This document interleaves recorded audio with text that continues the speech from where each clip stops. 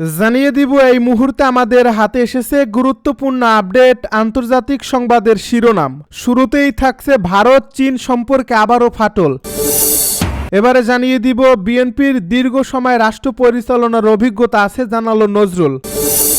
আরও থাকছে বাউলদের উপর হামলা নিয়ে বিএনপি নেতা মির্জা ফখরুলের বক্তব্যে উদ্বেগ মামুনুল হকের।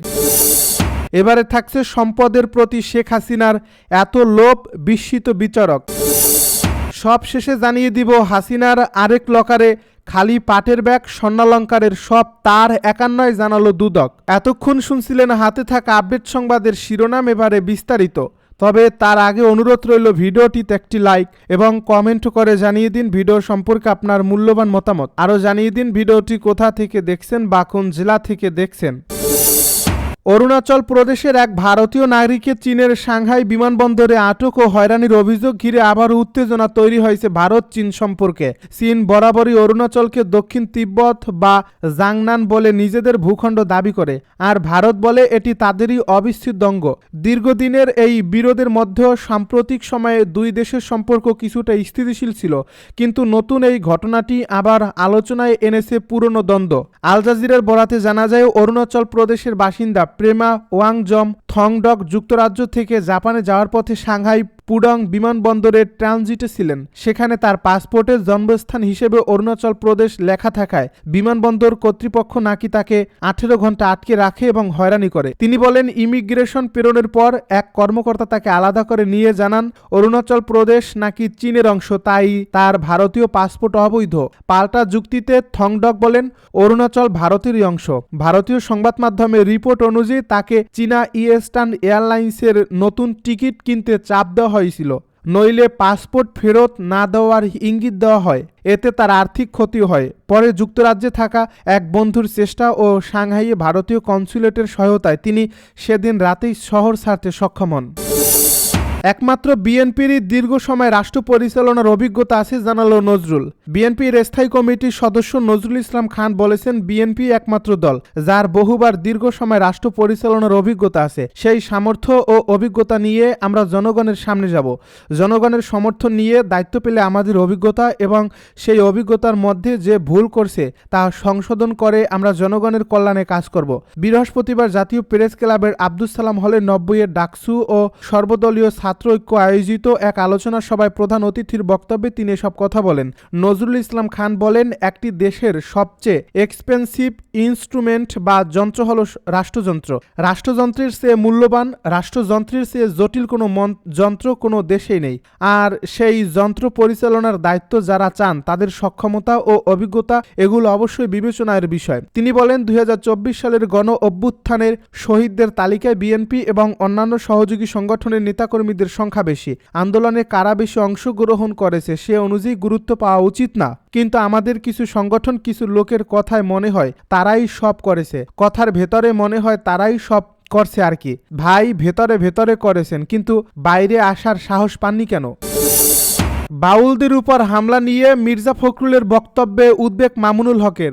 বাউলদের উপর হামলার ঘটনা উগ্র ধর্মান্ধ গোষ্ঠীর কাজ বলে বিএনপির মহাসচিব মির্জা ফখরুল ইসলাম আলমগীরের মন্তব্যে উদ্বেগ প্রকাশ করেছেন বাংলাদেশ খিলাফত মজলিসের আমির মাওলানা মামুনুল হক। তিনি বলছেন, তৌহিদি জনতার শান্তিপূর্ণ প্রতিবাদকে ধর্মান্ধতা বলা সংঘাত উস্কে দেওয়ার শামিল। আজ বৃহস্পতিবার দুপুরে এক বিবৃতিতে উদ্বেগ প্রকাশ করে মামুনুল হক একথা বলেন।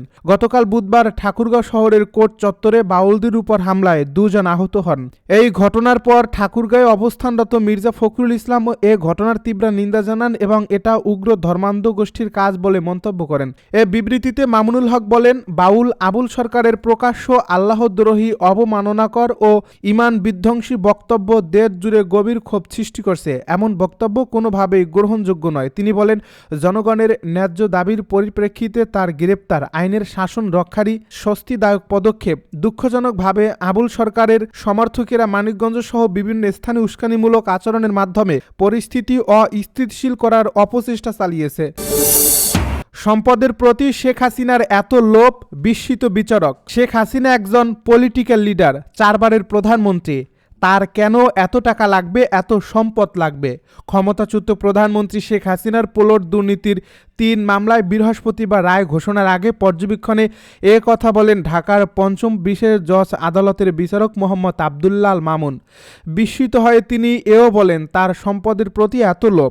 রায়ে তিনি মামলাতে শেখ হাসিনাকে দোষী সাব্যস্ত করে 7 বছর করে মোট 21 বছরের সশ্রম কারাদণ্ড দেওয়া হয়েছে। শেখ হাসিনার পাশাপাশি তার ছেলে সজীব ওয়াজেদ জয়কে একটি মামলায় এবং মেয়ে সাইমা ওয়াজেদ পুতুলকে আরেক মামলায় 5 বছর করে সশ্রম কারাদণ্ড দেওয়া হয়েছে।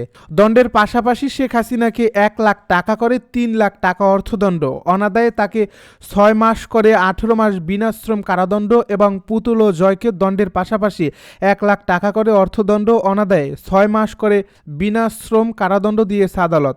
গ্রেপ্তার একমাত্র আসামি রাজউকের সাবেক সদস্য খুরশিদ আলমকে এদিন সকাল 9:30টার দিকে ঢাকা মহানগর দায়রা জজ আদালতের হাজতখানায় রাখা হয়। রায় ঘোষণার আগে 10:55 দিকে এজলাসে তোলা হয়। 11:23 বিচারক এজলাসে ওঠেন। প্রথমে শেখ হাসিনা সহ 12 জনের মামলার রায় পড়া শুরু হয়। পর্যবেক্ষণে বিচারক আব্দুল্লাহ মামুন বলেন, গত বছরের 5 সেপ্টেম্বর একটি গণমাধ্যম সংবাদ প্রচারিত হয়। সাবেক প্রধানমন্ত্রী শেখ হাসিনা ক্ষমতার অপব্যবহার করে বিভিন্ন অনিয়ম ও দুর্নীতির মাধ্যমে রাজউকের ঊর্ধ্বতন কর্মকর্তাদের যোগ সাজসে নিজ নামে ও পরিবারের সদস্যদের নামে পূর্বাচল নতুন শহর প্রকল্পে 27 নম্বর সেক্টরের কূটনৈতিক জোনের 203 নম্বর রোড থেকে 10 কাঠা করে 60 কাঠার 6টি প্লট বরাদ্দ নিয়েছেন।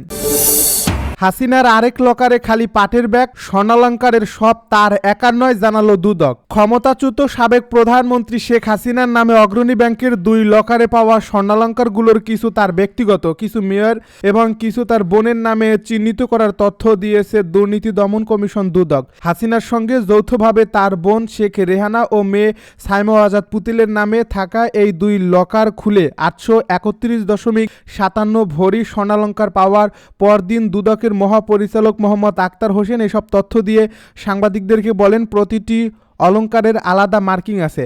অগ্রণী ব্যাংকের 2টি লকারের পাশাপাশি মঙ্গলবার রাতে পূবালী ব্যাংকে শেখ হাসিনার নামে থাকা আরেকটি লকারও খোলা হয়।